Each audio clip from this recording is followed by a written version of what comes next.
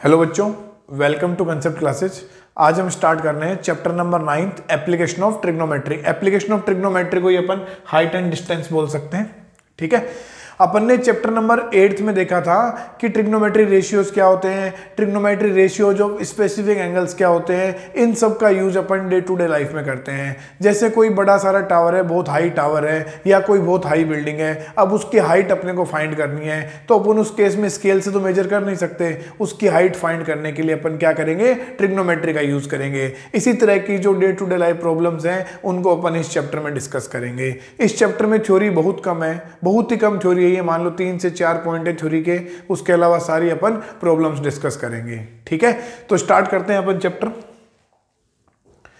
सबसे पहले अपने को एक डेफिनेशन समझनी है, लाइन ऑफ साइट क्या होती है। क्या समझना है कि लाइन ऑफ साइट क्या होती है। लाइन ऑफ साइट आप सिंपली वे में समझ सकते हैं कि वो इमेजिनरी लाइन होती है जो ऑब्जर्वर की आई को ऑब्जेक्ट से कनेक्ट करती है।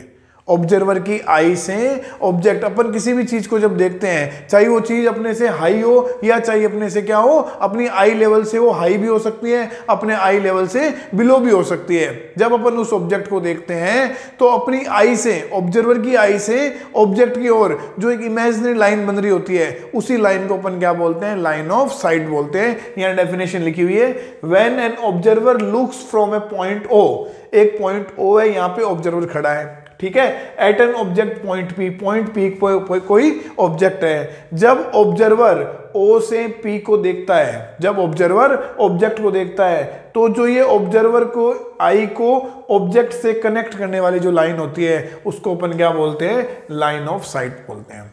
तो बेसिकली लाइन ऑफ साइट क्या हो गई, इमेजिनरी लाइन हो गई जो ऑब्जर्वर की आई को ऑब्जेक्ट से कनेक्ट करती है। ठीक है, उसके साथ में एक वर्ड और चलता है, हॉरिजॉन्टल लाइन। हॉरिजॉन्टल लाइन क्या होती है, जो ग्राउंड सरफेस के पैरेलल होती है। जो ग्राउंड सरफेस के पैरेलल लाइन होती है उसको क्या बोलते हैं अपन, हॉरिजॉन्टल लाइन बोलते हैं, या सिंपली हॉरिजॉन्टल बोल सकते हो आप। क्लियर। सेकंड डेफिनेशन देखिए, सेकंड डेफिनेशन है angle of elevation. Second definition क्या है, angle of elevation. Angle of elevation क्या होता है कि जब अपन किसी ऑब्जेक्ट को देखते हैं और ऑब्जेक्ट क्या है, अपने आई लेवल से हाइट पे है। ऑब्जेक्ट क्या है, अपने आई लेवल से हाइट पे है। जैसे ये ऑब्जर्वर है, ठीक है, और ये ऑब्जेक्ट है, तो ऑब्जेक्ट क्या हो गया, ऑब्जर्वर से हाई हो गया ना। ऑब्जर्वर की जो हाइट, ऑब्जेक्ट की जो हाइट है वो ऑब्जर्वर से क्या है, ज्यादा है। तो अब इस केस में क्या होगा कि ऑब्जर्वर को ऑब्जेक्ट देखने के लिए अपनी गर्दन को लिफ्ट करना पड़ेगा। अपनी गर्दन को क्या करना पड़ेगा, लिफ्ट करना पड़ेगा। इस केस में ये जो लाइन है जो ऑब्जर्वर को ऑब्जेक्ट से कनेक्ट कर रही है, ये आपकी लाइन ऑफ साइट होगी। ये कोई ग्राउंड लेवल के पैरेलल लाइन है, हॉरिजॉन्टल लाइन है। तो ये जो लाइन ऑफ साइट और हॉरिजॉन्टल लाइन के बीच में जो एंगल बनेगा, उस एंगल को अपन क्या बोलते हैं, एंगल ऑफ एलिवेशन। क्या बोलते हैं, angle of elevation. Angle of elevation. तो क्या समझ में आया कि जब ऑब्जेक्ट की हाइट ज्यादा है, ऑब्जर्वर ऑब्जेक्ट को देखता है, ऑब्जर्वर ऑब्जेक्ट को देखता है, उस केस में लाइन ऑफ साइट और हॉरिजॉन्टल लाइन के बीच में जो एंगल बनता है, उस एंगल को क्या बोलते हैं, एंगल ऑफ एलिवेशन बोलते हैं। क्लियर। Angle of depression. अब जस्ट रिवर्स केस समझिए आप कि आप लेट अपने घर की बालकनी में खड़े हैं और ग्राउंड पे किसी ऑब्जेक्ट को देख रहे हैं। इस बार क्या हो गया, ऑब्जर्वर की हाइट ज्यादा है। इस बार क्या हो गया, ऑब्जर्वर हाइट पे है और ऑब्जेक्ट कहां है, उससे लो लेवल पे है। तो ये आपका ऑब्जर्वर है, ये आपका ऑब्जेक्ट है।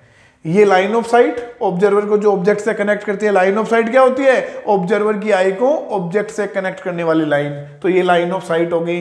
इस केस में ये हॉरिजॉन्टल लाइन बन जाएगी। अरे हॉरिजॉन्टल लाइन क्या होती है, लाइन पैरेलल टू ग्राउंड। तो ग्राउंड के पैरेलल लाइन ये होगी। ठीक है, तो लाइन ऑफ साइट और हॉरिजॉन्टल लाइन के बीच में जो एंगल बनेगा उसको क्या बोलेंगे अपन, एंगल ऑफ डिप्रेशन।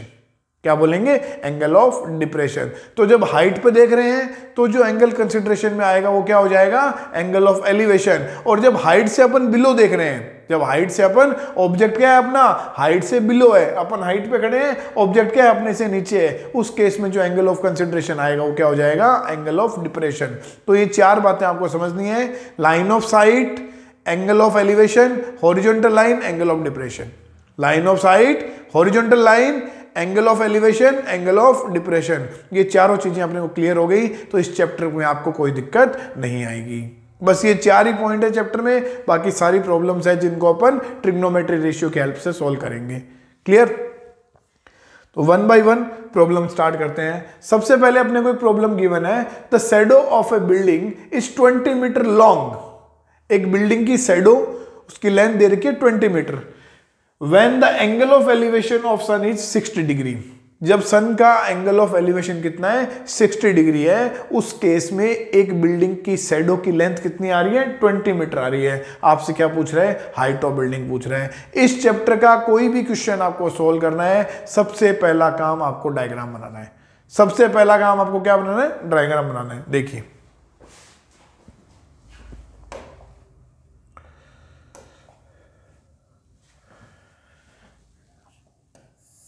ये ग्राउंड लेवल हो गया, ठीक है। ये अपने पास में बिल्डिंग है, ठीक है। ये लाइट अपन एज्यूम कर लेते हैं किसी टाइम पे सन की पोजीशन है। ये जो है ना, ये अपने पास में किसी पर्टिकुलर टाइम पे सन की पोजीशन को डिनोट कर रहा है। ये सन है, ठीक है। एक पर्टिकुलर पोजीशन पे सन का जो एंगल ऑफ एलिवेशन अपने को दे रखा है वो कितना गिवन है? 60 डिग्री गिवन है। ये बिल्डिंग की हाइट h क्या होगी? बिल्डिंग की हाइट, और ये इसकी शैडो हो गई। तो इसको आप नॉमिनेट कर दो A पॉइंट, ये B पॉइंट और ये C पॉइंट, ठीक है। AB जो है वो क्या है? इस तरह से एग्जाम में लिख के आना है आपको, AB equal to height of building, या बिल्डिंग बोल दो simply, height of building,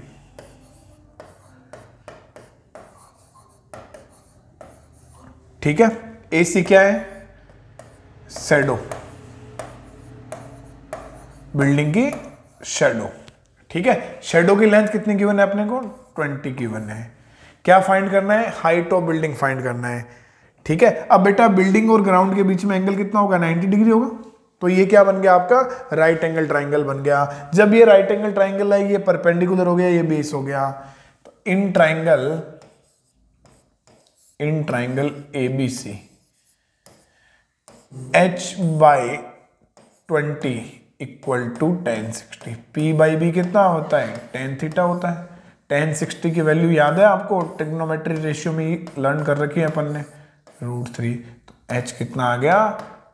20√3 metre. तो ये आपके पास में क्या आ गई?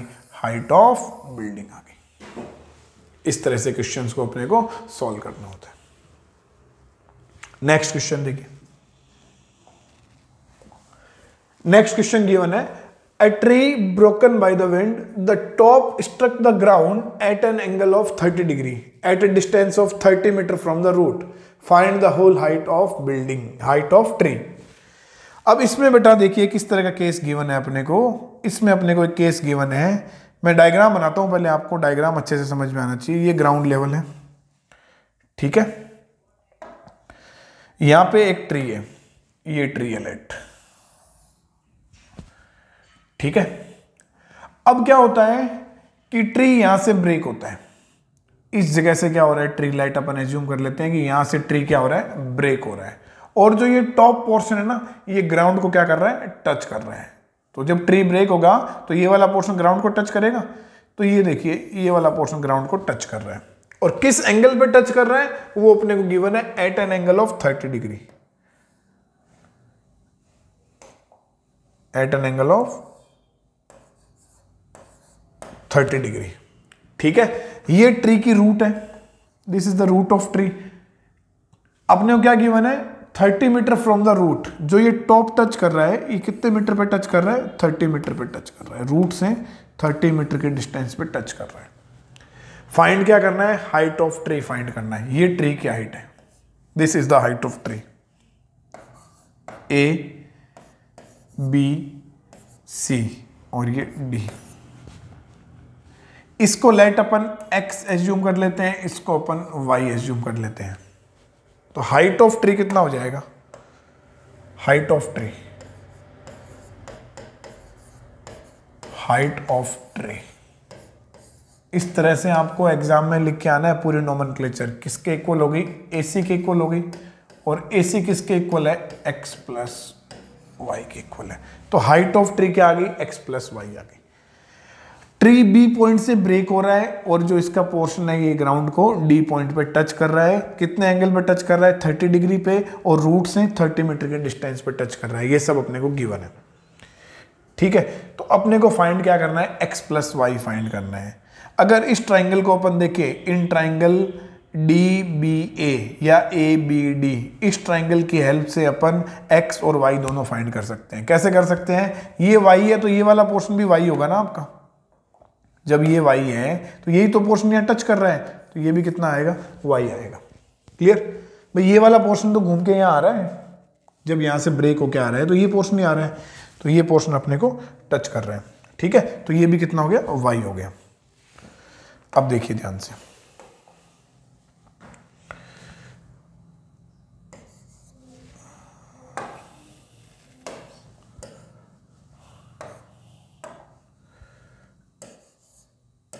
इन ट्राइंगल DAB, अब DAB क्या है, राइट एंगल ट्राइंगल है। सबसे पहले अपन लिखेंगे x अपॉन 30, ये क्या हो गया, perpendicular upon base equal to tan 30। कितना आ गया, tan 30। tan 30 की वैल्यू लर्न कर रखी है आपने, कितनी होती है, 1/√3। ये देखो ट्रिग्नोमेट्रिक रेशियो का कितना अच्छा यूज कर रहे हैं। x की वैल्यू क्या आ गई, 30/√3 मीटर, 30/√3 मीटर, ठीक है। y फाइंड करना है। y और 30 डिग्री में कौन सा रिलेशन है, y क्या है, देखो हाइपोटेन्यूज, 30 है बेस, किसका रिलेशन होता है, cos का। This is equation number 1। Similarly वापस ट्राइंगल ले लो DAB, इन ट्राइंगल DAB आप क्या लिखोगे इस बार, 30 upon y B upon H equal to cos 30। cos 30 की वैल्यू कितनी होती है, √3/2, क्रॉस मल्टीप्लाई कर दो, y क्या आ गया, 60/√3। This is equation number 2। x आ गया, y आ गया। हाइट ऑफ ट्री किसके इक्वल है, x प्लस वाई के। तो अपने को क्या करना चाहिए, इक्वेशन 1 + 2 को ऐड कर देना चाहिए। ऐड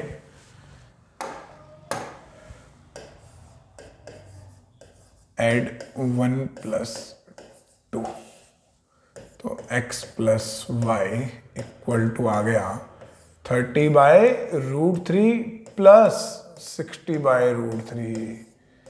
तो x प्लस वाई की वैल्यू कितनी आ गई बेटा, 90/√3। इसको आप फर्दर सिंप्लीफाई करना चाहो तो √3 से मल्टीप्लाई कर दो। आपकी बुक में आंसर थोड़ा सा और सोल्व करके दे रखा है, ठीक है। ये कितना हो गया, 90√3/3। ये 3 से 90 कैंसिल, x प्लस वाई कितना आ गया, 30√3 metre. This is the height of tree. Height of tree क्या आ गई, 30√3 मीटर। नेक्स्ट क्वेश्चन देखिए, बड़ा शानदार क्वेश्चन है। Angle of elevation of top of building from the foot of tower is 30 degree and angle of top of tower from foot of building is 60 degree. If tower is 50 meter high, find the height of building. क्या दे रखा है अपने को, समझना ध्यान से। ये ground level है। अब ग्राउंड लेवल पे क्या है कि एक टावर है और एक बिल्डिंग है। तो ये मेरी बिल्डिंग हो गई और ये टावर हो गया, ठीक है। ये बिल्डिंग हो गई, ये टावर हो गया। इसको AB और ये CD तो लिख देते हैं अपन यहाँ पे कि AB जो है वो अपनी क्या है, बिल्डिंग है।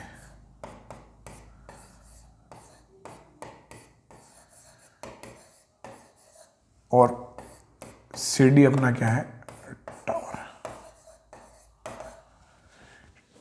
ठीक है। Angle of elevation of top of building from foot of tower, building के टॉप का बिल्डिंग के टॉप का, टावर के फुट से, बिल्डिंग के टॉप का टावर के फुट से एंगल ऑफ एलिवेशन कितना गिवन है? 30 डिग्री। और क्या गिवन है? Angle of elevation of top of tower from building, foot of building, building के फुट से टावर के टॉप का एंगल ऑफ एलिवेशन कितना गिवन है? 60 डिग्री गिवन है। If height of tower is 50 metre, tower की हाइट दे रखी है 50 मीटर, अपने को क्या फाइंड करना है? बिल्डिंग की हाइट फाइंड करनी है, एच फाइंड करनी है। क्या फाइंड करना है? बिल्डिंग की हाइट फाइंड करनी है। ये डायग्राम बन गया। दोनों ट्रायंगल क्या है? Right angle. इस चैप्टर में जो भी ट्रायंगल बनेंगे सारे राइट एंगल बनेंगे, ठीक है। तो कैसे फाइंड करेंगे बताइए आप।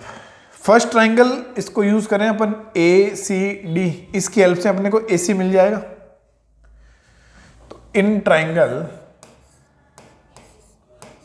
ए सी डी, ये देखिए ए सी डी, ये क्या हो गया? परपेंडिकुलर, ये base 50 upon A C equal to 1060। तो ए सी 1060 की वैल्यू कितनी होती है? √3। ए सी कितना आएगा? 50/√3। This is equation number 1। फिर सेकंड ट्रायंगल यूज कर लो, in triangle B A C, H find करना है ना। ये भी क्या है? आपका राइट एंगल ट्रायंगल है, ये एंगल 30 है, तो इसके लिए परपेंडिकुलर ये बेस। तो in triangle B A C, H by A C equal to 1030।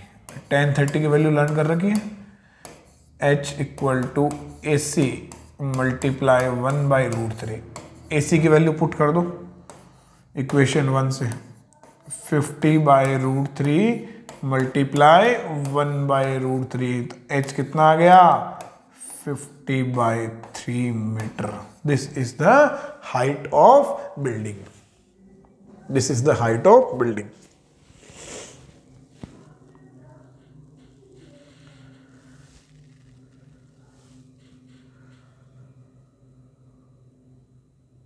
Clear? सारा खेल जो है वो इस चैप्टर में डायग्राम का है। डायग्राम बनने के बाद में 2 या 3 राइट एंगल ट्रायंगल दिखेंगे, मिनिमम 2 ही, मैक्सिमम 2 ही दिखते हैं आपको, जैसे इस डायग्राम में दिख रहे हैं। उन राइट एंगल ट्रायंगल पे tan, sin, cos ये वाले ट्रिग्नोमेट्री रेशियो यूज करने हैं, और जो अननोन वैल्यूज है वो अपने को फाइंड करनी है। अब इस क्वेश्चन में h फाइंड करना था, अप्रोच क्या रहेगी वो समझो। इस क्वेश्चन में h फाइंड करना था। अब अगर इस ट्रायंगल को मैं यूज करता हूं BAC को, तो मेरे को सिर्फ h पता है और 30 डिग्री, h तो फाइंड करना है, सिर्फ एक 30 पता है अपने को, 30 डिग्री का एंगल पता है। तो कम से कम एक साइड पता होगी तभी तो h निकाल पाऊंगा मैं। तो अगर मैं AC फाइंड कर लूं तो मेरा h निकल जाएगा। अब AC फाइंड करने के लिए इस ट्रायंगल को देखो, इसमें भी AC आ रहा है। AC फाइंड करने के लिए इस ट्रायंगल को देखो, इसमें अपने को 60 डिग्री गिवन है और 50 गिवन है हाइट, तो आप यहां से आराम से AC निकाल सकते हैं। तो इस कंप्लीट ट्रायंगल का ADC का यूज करके, ACD इसका यूज करके मैंने AC निकाला, और AC का ट्रायंगल BAC में यूज कर दिया। मेरे पास में क्या आ गई? बिल्डिंग की हाइट निकल गई। नेक्स्ट क्वेश्चन देखिए। An observer 1.5 metre tall is 28.5, यहां पे 0.5 लगा लेना, मिसप्रिंट है ये, 28.5 away from a foot of 30 metre high tower, determine the angle of elevation of top of tower from his eye. देखिए डायग्राम बनाते हैं। सबसे पहला काम ग्राउंड लेवल बनाओगे, सबसे पहला काम। ये ऑब्जर्वर है, ऑब्जर्वर की हाइट कितनी है? 1.5 मीटर हाइट का ऑब्जर्वर है। ये टावर है, टावर की हाइट कितनी है? 30 मीटर, 30 मीटर हाइट टावर है, ठीक है। अपने से क्या पूछ रहे हैं? ऑब्जर्वर की आई से, ऑब्जर्वर की आई से टावर के टॉप का एंगल ऑफ एलिवेशन, ऑब्जर्वर की आई से टावर के टॉप का एंगल ऑफ एलिवेशन पूछ रहे हैं, ठीक है। ये हॉरिजॉन्टल लाइन बना ली अपन ने, ग्राउंड लेवल के पैरेलल एक लाइन बना दी, ये बताया था मैंने हॉरिजॉन्टल लाइन, ठीक है। ये थीटा आपने को फाइंड करना है। This is the angle of elevation. Angle of elevation क्या होता है, ये ऑब्जर्वर की आई, ये टावर का टॉप, तो ये लाइन ऑफ साइट और ये हॉरिजॉन्टल लाइन, इनके बीच का एंगल थीटा, ये अपने को फाइंड करना है। ये 1.5 है, ये देखो रेक्टेंगल बनेगा ना, इसके पैरेलल है, तो ये भी हाइट क्या आएगी इसकी, ये वाली हाइट, जैसे इसको नॉमिनेट कर देते हैं अपन A B C D E, ये 1.5 है, A B equal to D C equal to 1.5, ये 1.5 है, ठीक है। आपके पास में सी ई कितना देर का है, सी ई इक्वल टू कितना है 30, यहां से आप डी ई निकाल सकते हैं, डी ई कितना आएगा, सी E minus C D, 30 minus 1.5 कितना आ गया 28.5, तो इसकी हाइट कितनी आ गई 28.5। और क्या गिवन है अपने को, ऑब्जर्वर जो है वो टावर से कितने डिस्टेंस पे है, ये ऑब्जर्वर है ये टावर है, इनके बीच की डिस्टेंस कितनी है 28.5। ऑब्जर्वर और टावर के बीच की डिस्टेंस कितनी है 28.5। यहाँ पे आप नॉमिनेट कर सकते हो कि ऑब्जर्वर क्या है, ए बी जो है वो अपना ऑब्जर्वर है और सी ई जो है वो अपना टावर है। इस तरह से एग्जाम में भी नॉमिनेट करके आओगे, ठीक है। ये राइट एंगल ट्राइंगल है B D E, in triangle B D E, in triangle B D E, ये जो ट्राइंगल बी डी ई है राइट एंगल ट्राइंगल है, इसमें देखो क्या दिख रहा है आपको, ये परपेंडिकुलर ये बेस, तो D E by B D equal to कितना आएगा tan थीटा, डी ई की वैल्यू 28.5, बी डी की value 28.5 equal to tan theta. तो tan थीटा की वैल्यू क्या आ गई, tan थीटा इक्वल टू 1, और tan 1 कब होता है 45 पे, तो आप इसको लिख सकते हो tan theta equal to tan 45, compare कर दो, थीटा कितना आ गया 45 डिग्री, थीटा ही अपने को फाइंड करना है। Angle of elevation of top of tower from observer eye कितना आ गया 45 डिग्री। क्लियर।